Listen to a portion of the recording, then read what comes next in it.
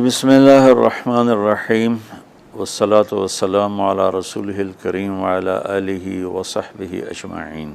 جو بھی بہن بھائی بچے بچیاں سن رہے ہیں سب کو میری طرف سے عید مبارک ہو۔ عید کی خوشی ہم کیوں مناتے ہیں، پہلے میں یہ تھوڑا سا واضح کر دوں کہ رمضان کا مہینہ اللہ نے پورا ایک ہمارے لیے خوشی کا مہینہ بنایا ہے، جس میں اللہ کی جنت کے دروازے کھول دیے جاتے ہیں، جہنم کے بند کر دیے جاتے ہیں، شیطان قید کر دیے جاتے ہیں، جنت کو روزانہ سجایا جاتا ہے، اللہ کا عرش پہلے آسمان پہ آ جاتا ہے، اللہ کی طرف سے اعلان ہو رہا ہوتا ہے، کوئی بخشش چاہنے والا، کوئی حاجت مانگنے والا، فرض 70 فرضوں کے برابر ہو جاتا ہے اور نفل فرض کے برابر ہو جاتا ہے، اور نفل اور فرض کا فرق اتنا بڑا ہے کہ قیامت تک 2 رکعت نفل پڑھتا رہے تو فرض رکعت کے ایک سجدے کے برابر نہیں، اور اس میں جو مر جاتے ہیں اہل ایمان ان کا حساب نہیں ہوتا، ان کو قبر میں منکر نکیر نہیں آتے، اللہ تعالیٰ ان کو معاف فرما دیتا ہے۔ اس طرح 29 دن رات یہ سلسلہ چلتا ہے، اور آخری رات پھر اللہ تعالیٰ اعلان فرماتے ہیں کہ میرے بندوں نے رات کو قیام کیا، یعنی تراویح کی نماز پڑھی، دن میں روزہ رکھا، تو میں نے اس پر ان سب کی بخشش فرما دی۔ تو اس خوشی میں پھر ہم سب مل کر اللہ کی بارگاہ میں شکرانے کے مل کر 2 نفل ادا کرتے ہیں اور اللہ کا شکر ادا کرتے ہیں کہ یا اللہ تیرا شکر ہے تو نے ہمارے گناہوں کو معاف فرمایا، جہنم کو ہم پہ حرام کیا، جنت کو ہم پہ واجب کیا۔ اصل تو عید کی خوشی کی یہ وجہ ہے۔ آپ عید کے لیے غسل فرماتے تھے اور اپنے کپڑوں میں سے اچھے کپڑے منتخب فرماتے تھے، اور فجر کی نماز کے بعد آپ اشراق نہیں پڑھتے تھے اس دن، باقی آپ کی ساری زندگی کا معمول تھا کہ فجر کے بعد آپ اشراق پڑھتے تھے، لیکن اس دن آپ اشراق نہیں پڑھتے تھے، غسل فرما کے پھر کچھ کھا کے، کوئی میٹھی چیز، کھجور ہی عام طور پر ہوتی تھی، کھجور کھا کے پھر آپ عیدگاہ کی طرف تشریف لے جاتے تھے اور پہلے نماز پڑھاتے تھے، پھر خطبہ ہوتا تھا، اور اس کے بعد جس راستے سے آپ جاتے تھے اس راستے کو چھوڑ کر پھر اور راستے سے گھر واپس آتے تھے، پھر وفود سے ملاقات کرتے تھے، سرداروں سے، صحابہ سے ملاقات کرتے تھے، اس میں کچھ کھانوں کا اہتمام بھی ہوتا تھا۔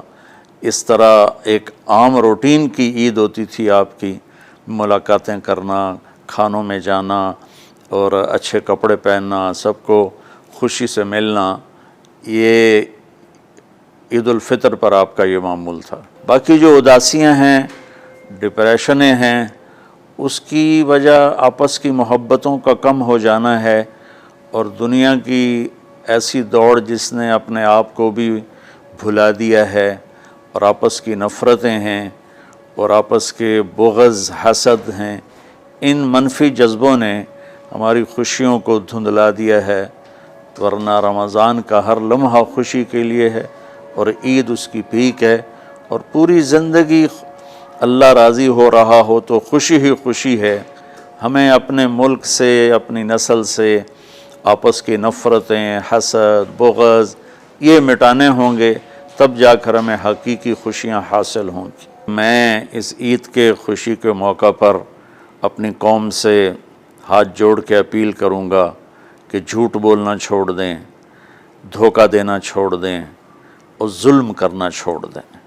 مذہبی نفرت نے ہمیں تباہ کر دیا، سیاسی نفرت نے ہمیں تباہ کر دیا، صوبائی قومی نفرت نے ہمیں تباہ کر دیا، آپس کی رنجشوں کی نفرت نے ہمیں تباہ کر دیا۔ میں ساری قوم کے سامنے جھولی پھیلا کر چاروں صوبوں کے رہنے والوں سے اور ہر مکتب فکر سے متعلق اہل ایمان سے یہ درخواست کرتا ہوں کہ آئیں ہم سچائی کو اپنا ساتھی بنائیں اور دیانتداری سے اپنے آپ کو آراستہ کریں اور انصاف کا ساتھ دیں، نہ ظالم بنیں نہ ظالم کا ساتھ دیں۔ اسلام 2 چیزوں کا مجموعہ ہے، ایک اللہ کا حق ہے جو عبادات کی شکل میں ہے، اور ایک اللہ کے بندوں کا حق ہے جو اخلاقیات اور معاملات اور معاشرت کی شکل میں ہے۔ یہ دونوں کمپلسری پیپر ہیں، دونوں لازمی پیپر ہیں، ان دونوں میں پاس ہونا ضروری ہے۔ میری نماز اچھی ہے لیکن میری دکان پہ جھوٹ ہے تو نماز اس جھوٹ کی کمی کو پورا نہیں کر سکے گی۔ میری دکان پہ سچ ہے لیکن میں نماز نہیں پڑھتا تو میرا یہ سچ بولنا میرے نماز کی کمی کو پورا نہیں کر سکتا۔ اللہ کے نبی نے دنیا سے جاتے ہوئے 2 لفظوں میں سارا دین بتا دیا تھا۔ جب آپ کے جانے کا وقت قریب تھا تو آپ 2 لفظ دہرا رہے تھے، الصلاۃ وما ملکت ایمانکم، میری امت میرے بعد ایک نماز نہ چھوڑنا، اور ایک امت کے غریب مسکین لوگوں سے، نوکر غلاموں سے اچھا سلوک کرنا۔ یہ 2 الگ الگ ڈیمانڈ ہیں۔ جیسے پانی پینے سے روٹی کی کمی پوری نہیں ہو سکتی اور روٹی کھانے سے پانی کی کمی پوری نہیں ہو سکتی، یہ دونوں الگ چیزیں ہیں۔ اخلاق کو عبادت کی کمی پر نہیں کر سکتی، اور عبادت کی کمی اخلاق کو اور اخلاق کی کمی کو عبادت پورا نہیں کر سکتی۔ ان دونوں چیزوں میں پاس ہونا ضروری ہے، تب جا کر ایک معتدل معاشرہ وجود میں آتا ہے۔ ایک حدیث سنا کے بات ختم کرتے ہیں۔ میرے نبی وضو فرما رہے تھے تو صحابہ آپ کے وضو کا پانی گرنے نہیں دے رہے تھے، نیچے سے لے کر کوئی پی رہا تھا، کوئی منہ پہ مل رہا تھا۔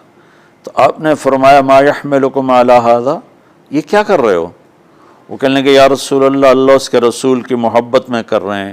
تو آپ نے فرمایا میں تمہیں بتاتا ہوں اللہ اس کے رسول سے محبت کرنے والا کون ہوتا ہے۔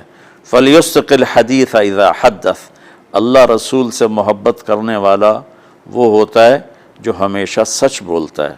فَلْيُؤَدِّ الْأَمَانَةَ اِذَا تُؤْمِنَ، جو ہمیشہ امانت داری سے کام لیتا ہے، کبھی دھوکہ فراڈ نہیں کرتا۔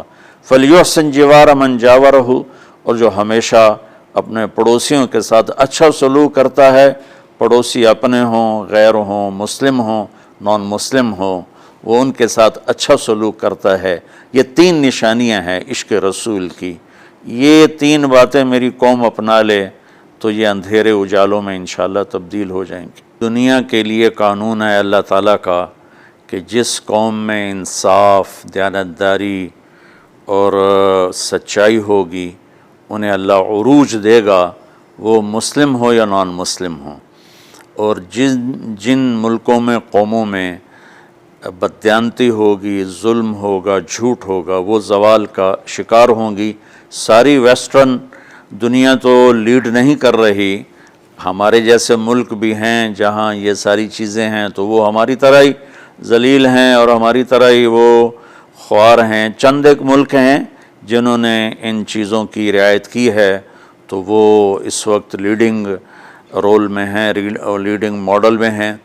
تو دنیا کے لحاظ سے تو یہ قانون ہے کہ سچائی، دیانتداری اور انصاف قوموں کو اونچا لے جائے گا۔ آخرت میں اللہ تعالیٰ نے اعلان کیا ان اللہ لا یغفر ان یشرک بہ ویغفر ما دون ذلک لمن یشاء۔ آخرت میں کامیابی کا آخری فیصلہ ایمان پہ ہوگا کہ اللہ تعالیٰ کا فرمان ہے میں شرک معاف نہیں کروں گا، اس کے علاوہ میں جسے چاہوں معاف کر دوں۔ تو ہماری 52 کے قریب اسلامی ریاستیں ہیں، وہ سب بری طرح اس زوال کا شکار ہیں، جس کی بنیادی وجہ یہ 3 ہے جس کو میں بار بار آپ کے سامنے دہرا رہا ہوں۔ السلام علیکم۔